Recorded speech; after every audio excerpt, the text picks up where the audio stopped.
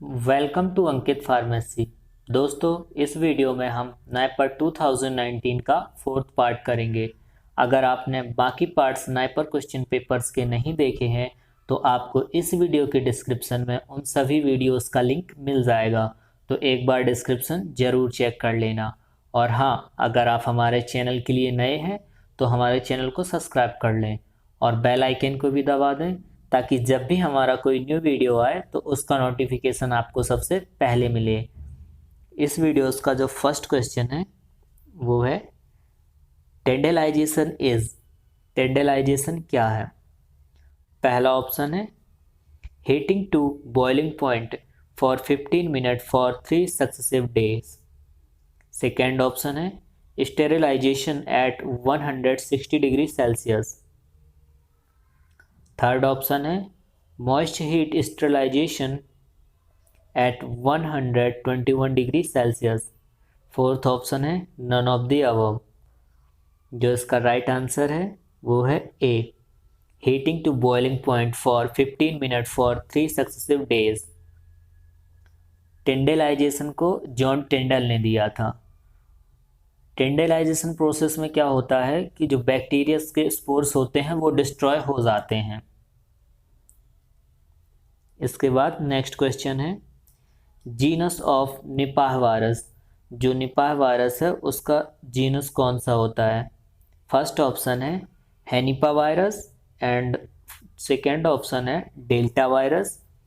Third option है hepadnavirus and fourth option है alpha coronavirus. जो इसका राइट आंसर है वो है A, henipavirus. Henipavirus Nipah virus का जीनस होता है। निपाह वायरस जो होता है वो आरएनए वायरस होता है और इसकी जो फैमिली होती है पैरामिक्सोविरिडेई होती है। ओके, और जीनस हेनिपा वायरस होता है। और जो निपाह वायरस का ट्रांसमिशन है, ये ट्रांसमिशन होता है डायरेक्ट कांटेक्ट में आने से इन्फेक्टेड बैट्स और इन्फेक्टेड पिग्स के। नेक्स्ट क्वेश्चन है identification for specific RNA is done by. RNA का आइडेंटिफिकेशन किसके द्वारा किया जाता है? फर्स्ट ऑप्शन है southern blotting and second option है नॉर्थर्न ब्लॉटिंग। थर्ड ऑप्शन है western blotting and fourth option है ईस्टर्न ब्लॉटिंग। आरएनए का आइडेंटिफिकेशन किया जाता है वो नॉर्थर्न ब्लॉटिंग से किया जाता है। नॉर्थर्न ब्लॉटिंग आरएनए के आइडेंटिफिकेशन के लिए यूज़ होती है। आर के बाद क्या आ रहा है? एन आ रहा है। तो जब आर एन ए आए तो आपको याद कर बिल्कुल आसानी से याद हो जाएगा। आर के बाद एन मतलब आर एन ए किसके लिए होता है? नॉर्दर्न के लिए। और साउथर्न ब्लॉटिंग किसके लिए होती है? वो होती है डी एन ए के लिए। एंड जो वेस्टर्न ब्लॉटिंग होती है ये होती है प्रोटीन के लिए। और ईस्टर्न ब्लॉटिंग जो होती है, ईस्टर्न ब्लॉटिंग होती है प्रोटीन पोस्ट ट्रांसलेशन मॉडिफिकेशन जो होता है उसको एनालाइज करने के लिए होती है ईस्टर्न ब्लॉटिंग। और एक और होती है डॉट ब्लॉटिंग जो कि डीएनए और आरएनए दोनों को आइडेंटिफाई करने के लिए होती है। इसके बाद नेक्स्ट क्वेश्चन है HLB range for water in oil emulsifier. Water in oil emulsifier के लिए कौन सी HLB रेंज है? फर्स्ट ऑप्शन है 4 to 6, सेकेंड ऑप्शन है 7 to 9 एंड थर्ड ऑप्शन है 8 to 16 एंड फोर्थ ऑप्शन है 15 to 18। जो इसका राइट आंसर है वो है ए, 4 to 6। Oil in water in oil emulsifier के लिए, वाटर इन ऑयल इमल्सिफायर के लिए 4 to 6 रेंज होती है HLB वैल्यू। जो HLB होता है इसका फुल फॉर्म होता है हाइड्रोफिलिक लिपोफिलिक बैलेंस। और जो HLB स्केल दी थी वो ग्रिफिन ने दी थी। और ये सेकेंड जो है 7 to 9, ये वेटिंग एंड स्प्रेडिंग एजेंट की वैल्यू होती है। और ये 18 to 16 होती है, ये oil in water emulsifying agent की वैल्यू होती है। और 15 to 18 जो है ये होती है सोल्यूबलाइजिंग एजेंट के लिए। ये 15 to 18 सोल्यूबलाइजिंग एजेंट की वैल्यू होती है। और एक और वैल्यू बचती है 13 to 15, जो कि वो होती है डिटर्जेंट्स के लिए। ओके, ये इम्पोर्टेंट्स पॉइंट्स हैं, आप इन्हें अपनी कॉपी में लिख लीजिएगा, इससे आपको बहुत हेल्प मिलेगी। नेक्स्ट क्वेश्चन है, which drug is used to treat NSAID induced peptic ulceration. इनमें से कौन सी ड्रग है जो कि NSAIDs के कारण पेप्टिक अल्सर होता है उसको ट्रीट करने के लिए यूज़ की जाती है। इसका जो फर्स्ट ऑप्शन है वो मैफीप्रिस्टोन, सेकेंड ऑप्शन है मीजोप्रिस्टोल, एंड थर्ड ऑप्शन है मेफेनेसिन, एंड फोर्थ ऑप्शन है यूलिप्रिस्टल एसीटेट। जो इसका राइट आंसर है वो है बी, मीजोप्रिस्टोल जो होती है वो NSAID इंड्यूस पेप्टिक अल्सरेशन के लिए यूज़ होती है। नेक्स्ट क्वेश्चन है, opioid analogue with anti diarrhoeal activity. ऐसा कौन सा ओपियोइड एनालॉग है इनमें जो कि एंटी डायरियल एक्टिविटी देता है। सबसे पहला ऑप्शन है लोपेरामाइड, एंड सेकेंड ऑप्शन है सुफेंटेनिल, नेक्स्ट ऑप्शन है टेपेंटाडोल, एंड फोर्थ ऑप्शन है प्रीटामाइड। जो इसका राइट आंसर है वो है ए, लोपेरामाइड जो होता है उसमें एंटी डायरियल एक्टिविटी होती है। लोपेरामाइड जो होता है ये एक्ट कैसे करता है, जो इंटेस्टाइनल मोटिलिटी होती है उसको स्लो कर देता है, और जो ये ब्रांड नेम से आता है इमोडियम या पेप्टोडायरिया के नाम से आता है। इमोडियम और पेप्टोडायरिया ब्रांड नेम से आता है। और जो लोपेरामाइड है ये ओपियोइड रिसेप्टर जो गट वॉल्स में होते हैं उसमें जाके बाइंड हो जाता है।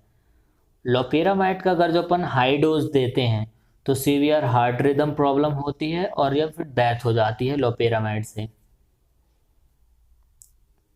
नेक्स्ट क्वेश्चन है, mitochondrial genomes in humans use start codons as. Mitochondrial genomes जो होते हैं वो ह्यूमन में क्या होता है, स्टार्ट कोडॉन्स के रूप में कौन सा यूज़ किया जाता है। इसमें फर्स्ट ऑप्शन है AUG, AUA and AUU, and second option है AUG, GUG, UUG, and third option है AUG, CUG, CAG, and fourth option है UAA एंड UAG, UGA। जो इसका राइट आंसर है वो है A, AUG, AUA and AUU। इसको सबसे अच्छा याद करने के लिए start codon and stop codons है। मैं आपको बता दूं, स्टार्ट कोडॉन्स ABCD कहाँ से शुरू होती है, A से शुरू होती है ABCD, ठीक है ना। तो जो पहला है देखिए, पहले में सब में AA आया होगा, सब में AA आया ना, AUG, AUA एंड AUU। ये क्या होता है, स्टार्ट कोडॉन है। अगर अपने को स्टॉप कोडॉन पूछे तो क्या है, स्टॉप कोडॉन में भी याद रखना है जो UAA, UAG, UGA, ये जो D है ये स्टॉप कोडॉन है। ऐसे में भूल जाता है कि मतलब कैसे याद रखें, लेकिन ये सबसे अच्छा तरीका है। जो ABCD होती है वो A से शुरू होती है, जो पहला वर्ड है तीनों का, जो तीन ऑप्शन दिए हैं तो तीनों में शुरू से A होगा। अगर जो स्टॉप कोडॉन पूछ रहा है तो तीनों में सबसे फर्स्ट में UU होगा। जो बाकी ऑप्शन है उन्हें देख लीजिए, पहले में A है, दूसरे में G है, तीसरे में U है फर्स्ट में, तो इसमें भी ऐसे ही डिफरेंस है, तो इसलिए ऐसे आपको ज़्यादा याद रहेगा। नेक्स्ट क्वेश्चन है, in the cell culture which gas is used in cryo preservation of animal cell. Cell culture में कौन सी गैस यूज की जाती है क्रायो प्रिजर्वेशन में एनिमल के लिए। जो क्रायो प्रिजर्वेशन होता है ये क्या होता है, ये होता है preservation of cell and tissue by freezing. Freezing के थ्रू प्रिजर्वेशन करते हैं सेल्स एंड टिश्यूज़ का। और इसमें जो ऑप्शन दिए हुए हैं, सबसे पहले ऑक्सीजन, सेकेंड है नाइट्रोजन, एंड थर्ड है सल्फर डाइऑक्साइड, एंड फोर्थ है कार्बन डाइऑक्साइड। जो इसका राइट आंसर है वो है कार्बन डाइऑक्साइड। जो सेल कल्चर है उसको डेवलप किसके द्वारा किया गया था, रॉज हैरिसन के द्वारा किया गया था 1907 में। और इन्होंने 1907 में फ्रॉग के ऊपर सेल कल्चर किया था। इन्होंने फ्रॉग ही क्यों चूज़ किया ऐसा भी पूछ सकते हैं, क्योंकि फ्रॉग कोल्ड ब्लडेड एनिमल है और नो इंक्यूबेशन रिक्वायर्ड, मतलब इसमें इंक्यूबेशन रिक्वायर्ड नहीं होता, और इसकी जो टिश्यू रिजनरेशन पावर होती है वो फास्ट होती है फ्रॉग में। और हाँ, 1940 के बाद चिक एम्ब्रॉयड टिश्यू कल्चर फैब्रिक टेक्निक बन गई, मतलब जो सबसे ज़्यादा यूज़ होने लगी। इसके बाद है next question, the relation between wave number and frequency is, जो वेव नंबर एंड फ्रिक्वेंसी के बीच रिलेशन है वो कैसा है? डायरेक्टली प्रोपोर्शनल है, इनडायरेक्टली प्रोपोर्शनल है, और इक्वल है, और नन ऑफ द अबव। जो इसका राइट आंसर है वो है directly proportion.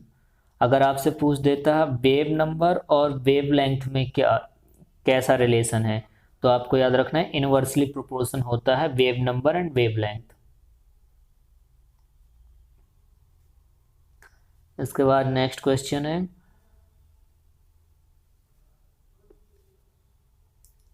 Karl Fischer titration, इसमें से कार्ल फिशर टाइट्रेशन कौन सा है? सबसे फर्स्ट ऑप्शन है reduction of iodine by sulphur dioxide in presence of water and by removal of pyridine iodide. Next option है reduction of iodine by SO2 in presence of water and removal of pyridine sulfate trioxide. Third option है reduction of iodine by SO2 in presence of water and removal of pyridine iodate. And fourth option है reduction of iodine by pyridine in presence of water, SO2 and removal of pyridine sulfate trioxide. जो इसका right answer है वो है ए, reduction of iodine by SO2 in presence of water and by removal of pyridine iodide. जो Karl Fischer titration होता है ये moisture content determination के लिए यूज़ किया जाता है। इस मेथड को डेवलप जर्मन साइंटिस्ट ने 1935 में किया था, जिनका नाम कार्ल फिशर था, और इन्हीं के नाम पर टाइट्रेशन का नाम हो गया। इसके बाद नेक्स्ट क्वेश्चन है,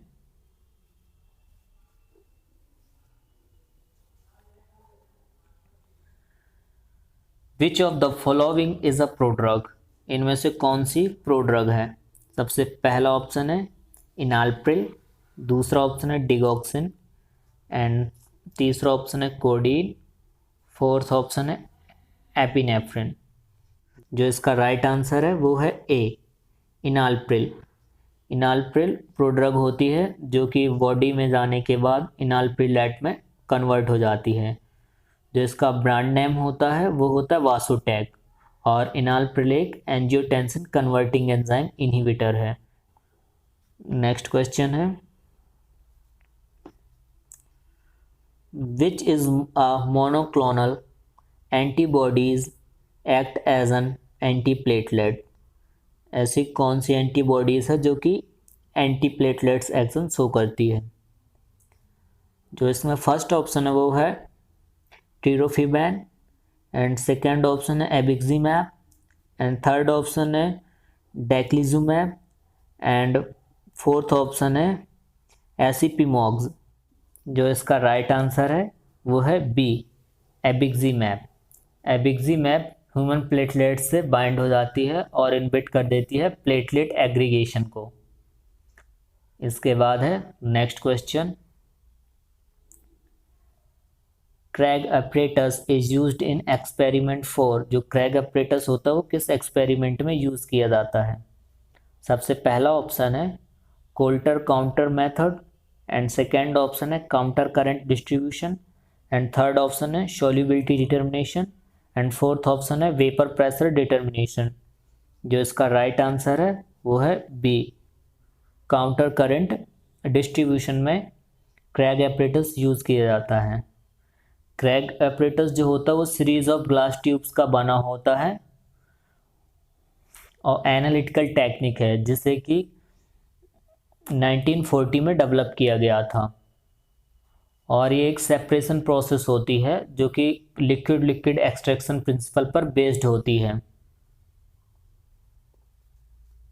इसके बाद नेक्स्ट क्वेश्चन है, number of disulphide bond present in insulin, insulin में कितने डाइसल्फाइड बॉन्ड प्रेजेंट होते हैं? पहला ऑप्शन है 1, सेकेंड ऑप्शन है 2, एंड थर्ड ऑप्शन है 3, फोर्थ ऑप्शन है 4। जो इसका राइट आंसर है वो है बी, इंसुलिन को डिस्कवर किसने किया था? जो इंसुलिन का डिस्कवरी की थी वो की थी बेंटी एंड बेस्टन 1921 में। और अगर आपसे पूछे स्ट्रक्चर किसने दिया था, तो स्ट्रक्चर 1956 में सेंगर ने दिया था। इंसुलिन कंसिस्ट जो बना होता है वो 51 अमाइनो एसिड से बना होता है और 2 चेन में अरेंज होता है ए एंड बी में। और जो 1 मिलीग्राम इंसुलिन कंटेन होता है 28 इंटरनेशनल स्टैंडर्ड यूनिट कंटेन करता है। इसमें और इम्पॉर्टेंट है जो हाइपोग्लाइसेमिक एक्शन जो होता है इंसुलिन में वो अपन देखते हैं रैबिट में, और जो हाइपोग्लाइसेमिक कन्वर्जन होता है वो अपन माइस में देखते हैं। और प्लाज्मा इंसुलिन को मेज़र किया जाता है रेडियो इम्यून एसे से, और जो इसका प्लाज्मा टी हाफ होती है वो 5 to 6 मिनट होती है। ये इंसुलिन से रिलेटेड मोस्ट इम्पॉर्टेंट पॉइंट हैं, आप इन्हें अपनी कॉपी में ज़रूर लिख लीजिएगा। नेक्स्ट क्वेश्चन है, glucagon is a linear peptide hormone of how many amino acid. जो ग्लूकागॉन होता है वो लीनियर पेप्टाइड हार्मोन है, उसमें कितने अमाइनो एसिड होते हैं? पहला ऑप्शन है 28, सेकेंड ऑप्शन है 29, थर्ड ऑप्शन है 30 एंड फोर्थ ऑप्शन है 31। जो इसका राइट आंसर है वो है 29। ग्लूकागॉन जो है, ग्लूकागॉन अल्फा सेल से पेनक्रियाज की रिलीज होता है और इसमें 29 अमाइनो एसिड होते हैं और ये मेंटेन करता है नॉर्मल कंसंट्रेशन ऑफ ग्लूकोज का इन ब्लड में। मतलब ये ऑपोजिट इफेक्ट देता है इंसुलिन के। ठीक, इसके बाद नेक्स्ट क्वेश्चन है, आइडेंटिफाई प्रोटोफिलिक सॉल्वेंट।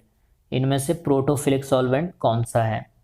सबसे पहला ऑप्शन है carbon tetrachloride and second option है carbon disulphide and third option है क्लोरोफॉर्म एंड फोर्थ ऑप्शन है नॉन ऑफ दी अबव। जो इसमें प्रोटोफिलिक सॉल्वेंट है, इसमें जो इसमें कोई सा भी प्रोटोफिलिक सॉल्वेंट नहीं है। कार्बन टेट्राक्लोराइड जो होता है और कार्बन डाइसल्फाइड ये अप्रोटिक सॉल्वेंट होते हैं। अप्रोटिक सॉल्वेंट मतलब neither accept proton not donate proton, ना तो एक्सेप्ट करते हैं प्रोटॉन को और ना ही डोनेट करते हैं। प्रोटोफिलिक जो होता है उसमें टेंडेंसी होती है कि वो प्रोटॉन जो होता है उसको एक्सेप्ट करने की, जैसे water, alcohol, liquid ammonia. Next question है, inverse agonist means the ligand bind to receptor and. जो इसमें फर्स्ट ऑप्शन है वो है produce the effect of agonist and second option है opposes the effect of agonist and third option है produces effect opposite to agonist and fourth option है produces effect like antagonist. जो इसका राइट आंसर है वो है C, produces effect opposite to agonist. Next question है, विच protein is used in immune reaction. Immune reaction में कौन सी प्रोटीन यूज़ की जाती है?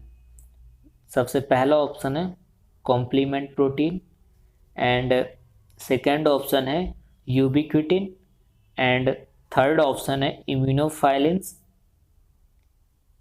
एंड फोर्थ ऑप्शन है हीट शॉक प्रोटीन। जो इसका राइट आंसर है वो है ए, कॉम्प्लीमेंट प्रोटीन यूज़ की जाती है इम्यून रिएक्शन में। इसके बाद है next question, which of the following is not a component of mass spectrometer. Mass spectrometer का कौन सा कंपोनेंट नहीं है? सबसे पहला ऑप्शन है इनलेट सिस्टम, सेकेंड ऑप्शन है sweep generator and third option है ion transducer and fourth option है मास एनालाइजर। जो इसका राइट आंसर है वो है बी, स्वीप जनरेटर, जो कि एनएमआर का पार्ट होता है। नेक्स्ट क्वेश्चन है, international yoga day is celebrated on. International yoga day कब मनाया जाता है? फर्स्ट ऑप्शन है 25 मई, सेकंड ऑप्शन है 21 अप्रैल एंड थर्ड ऑप्शन है 21 जून एंड फोर्थ ऑप्शन है 21 जुलाई। जो इसका राइट आंसर है वो है सी, 21 जून को योगा डे सेलिब्रेट किया जाता है। इसके बाद है next question, how many teams participated in 2018 FIFA world cup. FIFA world cup में 2080 में कितनी टीम्स ने पार्टिसिपेट किया था? फर्स्ट ऑप्शन है 16 एंड सेकेंड ऑप्शन है 32 एंड थर्ड ऑप्शन है 38 एंड फोर्थ ऑप्शन है 40। जो इसका राइट आंसर है वो है 32। नेक्स्ट क्वेश्चन है, the following structure is not found in plant cell. इनमें से कौन सा स्ट्रक्चर प्लांट सेल में नहीं पाया जाता है? सबसे फर्स्ट ऑप्शन है वैक्यूल, सेकेंड ऑप्शन है सेंट्रियोल एंड थर्ड ऑप्शन है न्यूक्लियस एंड फोर्थ ऑप्शन है एंडोप्लाज्मिक रेटिकुलम। जो इसका राइट आंसर है वो है सेंट्रियोल।